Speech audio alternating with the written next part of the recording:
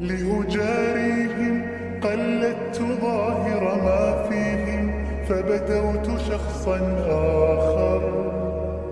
كي أتفاخر،